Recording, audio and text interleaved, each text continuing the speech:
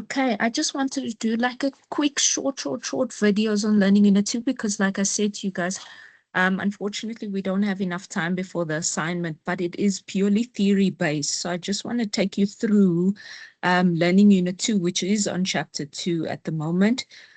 So it will be covering the different economic systems, meaning in an economy as a whole, we have some economies still operate in a traditional system, some economies operate in a command system, some in a market system, and some in a mix. And then South Africa is obviously a combination of all of these systems.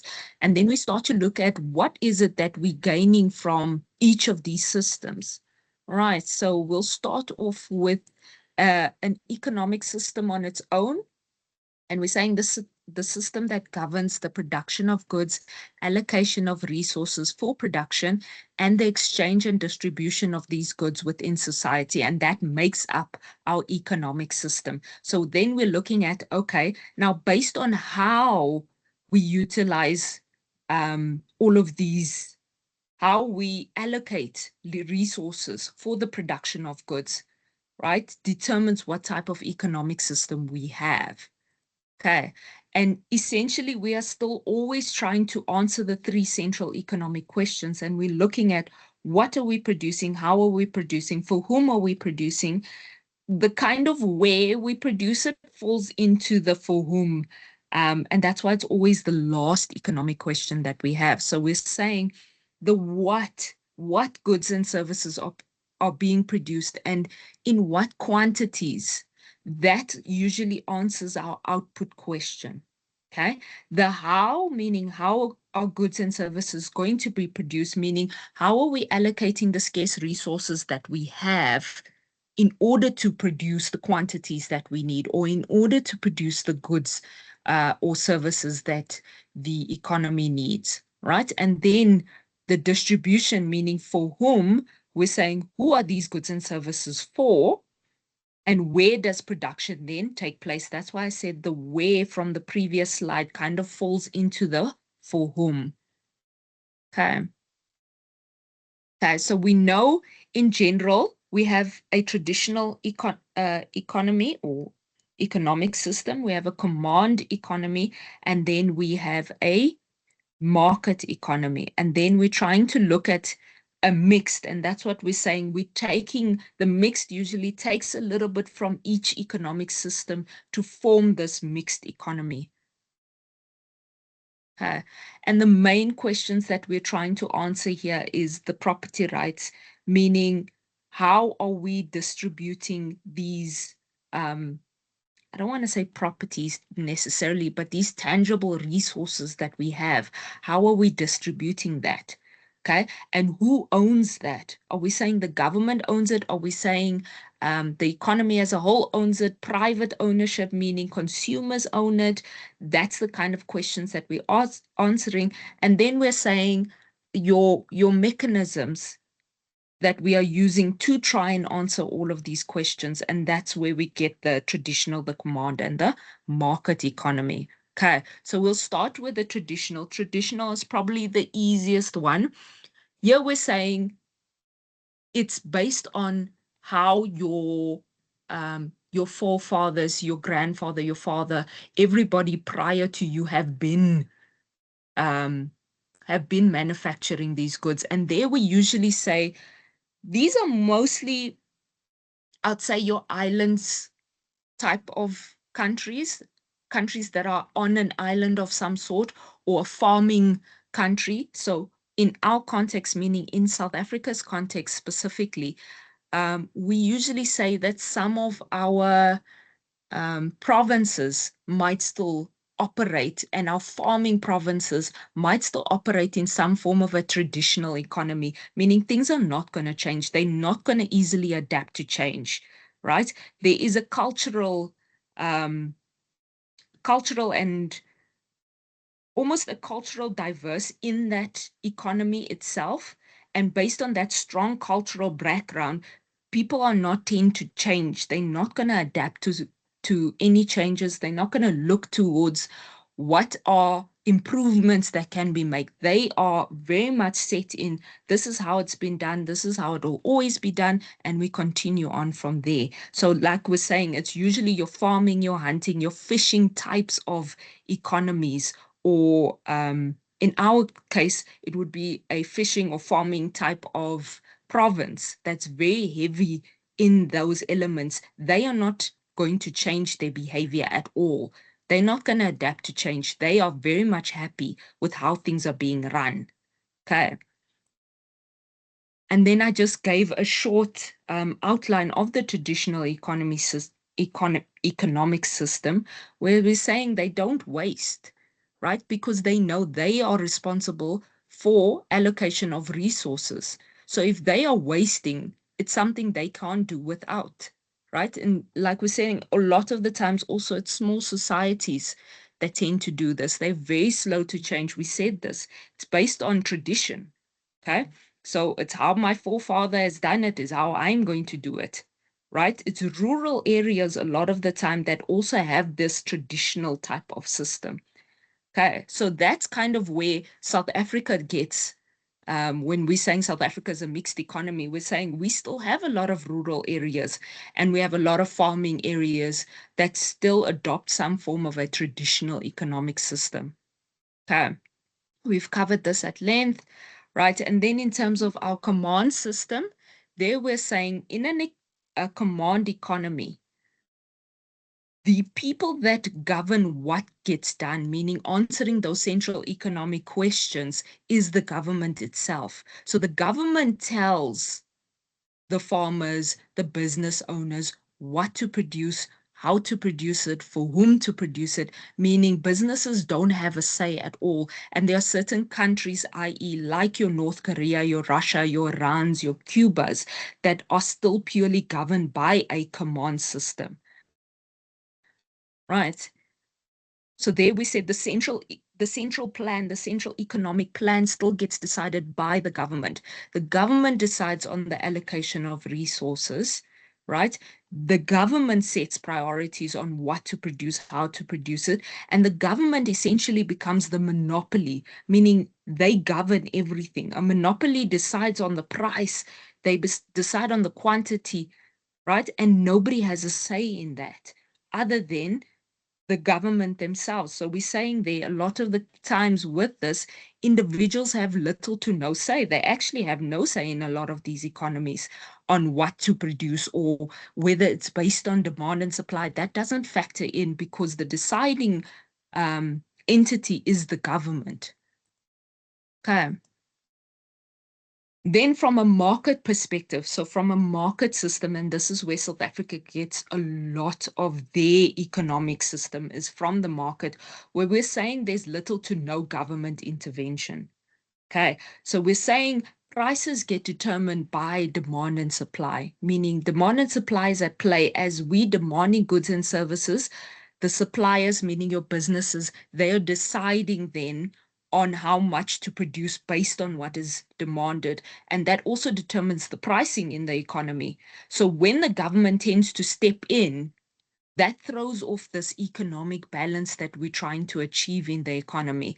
Okay, so we're saying when there's a market system, there has to be buyers, there has to be sellers, and the buyers become your consumers, and then obviously the sellers are your producers. And that's how we interact largely to determine what is happening in our economies. Okay. So we are deciding, we as consumers and business owners, we are deciding what we need. Okay. We are the for whom becomes us. Can we then afford these goods and services? And based on our affordability, will then determine our demand or our supply of these goods. Meaning, as we demand it, will be based on our income, right? And whether we can then afford to purchase these goods. And if we can afford to purchase these goods, that will tell the business owners what to produce and how much of it to produce based on our demand. So there's little to no government regulation in a market system. There's also no consumer protection in a market system. And that's not what we have in South Africa. So from South Africa's perspective, we have a market system, yes, because that's ideally what we want. We want our demand to determine the pricing, and based on that, producers will then produce goods and services to meet our demand, right? But we do kind of have an economy at the moment, a very good one at that, where the government regulations are quite strict in terms of protecting us as consumers. So we have a very good Consumer Protection Act that governs our economy at the moment. So that part, so the Consumer Protection Act and all of the acts that we have to protect ourselves as consumers, as workers, as laborers in our country comes from the command side of it. And then ultimately, the market side is the determination of the pricing in our economy that we want purely based on the market system, right?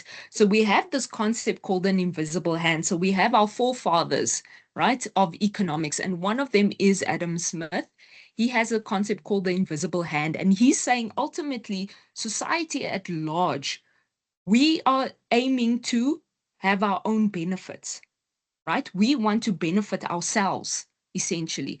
I don't want to benefit everybody else. I only want to benefit myself. I want that incentive for myself.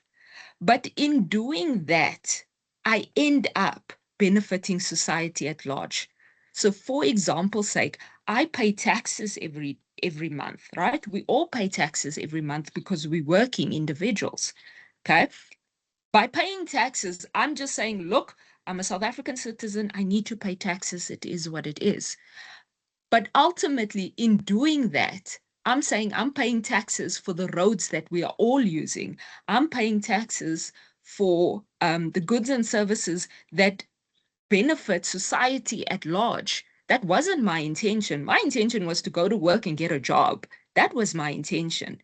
But ultimately, in doing that and by being a tax-paying citizen, I'm benefiting society at large. Okay, there's a little easier example if you struggle to follow that one, is where we're saying a baker, right? He owns his own bakery, right?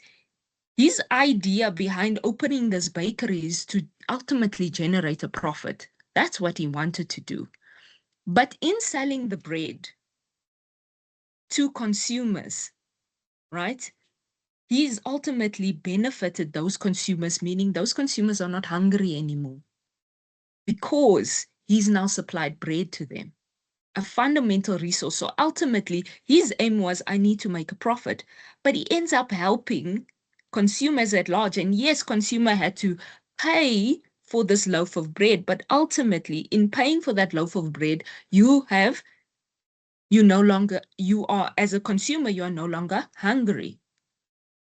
Okay, so it took away the hunger of the consumer in just trying to make a profit, in trying to keep your business afloat. And that's the concept of invisible hand, that ultimately we will always try and almost serve our own self-interest. And by doing that, we ultimately benefiting society at large. Okay, and this is just the quick synopsis to say we are always going to try and have this self-interest, meaning act in our own benefit. And by doing that, you're also creating competition. There's a pricing element, like we said, with the baker. He's also looking at competition, meaning are there other bakeries in the area? What are their prices? So, and then ultimately after that, we're saying now you are also trying to benefit society at large by taking away hunger with your product. Okay, so we'll always try and act in our own self-interest, but ultimately in doing that, we serve society at large. And then part of the market system, and this is why it's so important for us to have a market system, is it's always based on incentives, which was one of our rules already in Learning Unit 1, where we're saying if consumers don't see an incentive behind it, they are not going to do it. Okay, in terms of competition, competition helps us regulate our prices. Okay, that also helps us negotiate, meaning the more competition there is in the market, the more we are willing to negotiate those prices, and not physically negotiate the prices, but in having a lot of competitors or in having a lot of choices, that ultimately determines our negotiation or the willingness in terms of competition, which will drive the prices either up or down dependent. Okay. And then from that, we obviously gain the mixed economy that South Africa has. So we're saying in terms of traditional, what are we gaining from the traditional economic system? And there we're saying it's a lot of our rural areas that still operate as traditional economies. So we can't necessarily throw it away because our farming comes from there. And if we don't have farms, we don't have crops, we don't have food essentially, right? So we can't just disregard the fact that it's traditional and the fact that it's they're doing it generationally, year on year, doing the exact same thing. We can't just throw that away and say, no, now it's outdated. No, some of the economies, some of our provinces still operate like that. In terms of command, no, absolutely not. We do not want our government to just decide for us or dictate to us what to produce, how to produce. But what we do want from the government is some form of laws that govern what we do, okay, to protect ourselves. That we're taking from the command economy. And then from our market economy, what we're gaining from that is the whole economy as a whole, the concept of a market economy, meaning the determination of our pricing. That is big, and that comes from our market economy. Okay, so we're saying as a whole, since South Africa has this mixed economy, we're saying there is private, there is public. We're acknowledging that the government has a role to play. Us as private citizens, private businesses, companies, they have a role to play as well, which is equally as important as the government. Okay, so we're saying consumers and businesses make decisions on the factors of production. Prior to that, if you're looking at a command economy, the factors of production gets determined by the government. Okay. So we're saying, no, we don't want the factors of production, or not all of them necessarily, to be governed by the government. We also want to say, as businesses, as consumers, we want to say in how these resources get allocated. But again, the government also has to put regulations in place to protect consumers. All right. We don't want bad products. We don't want to be made sick. We need some form of protection. And the only way to govern that is with laws. So we're saying what gets produced, that businesses and consumers, along with the government, sometimes decide, because yes, the government does step in on the what sometimes, okay? Meaning Eskom. Eskom is big and Eskom is governed by the government. The what gets decided by the government. We don't have a say in the pricing, unfortunately, but that's, again, like we're saying, we want a lot of businesses and a lot of consumers at play. And because Eskom is the sole provider of electricity, that means they will govern the price. Okay, but that's not what we want. We don't want monopolies in our economy. Okay, they become the outliers. The how, we're saying government sets the safety and regulations, the work conditions, the child labor laws that we have. Like we said, we have a lot of laws, but it's set to protect us. And from whom, we're saying from whom part of it, consumers based on our income decide what we can afford and what we can't afford. And where the government then steps in is when consumers can't afford basic goods and services. So that's our zero rated taxes, right? Those are set in place to help consumers, certain consumers, obviously not all of us, and social grants, all the grants that we also have, is part of the government's way of trying to intervene to help consumers, help some consumers at least afford basic services, right? So that is the main thing behind our economies as a whole. And you should be able, in theory, to explain all of these economic systems and why they're so important. And why they're still very much valid in today's society. But also, can you give us examples of how certain economies are operating, certain countries are operating using these economic systems? All right, I will upload the rest of the slides for you guys, but this is just a short video. Thanks.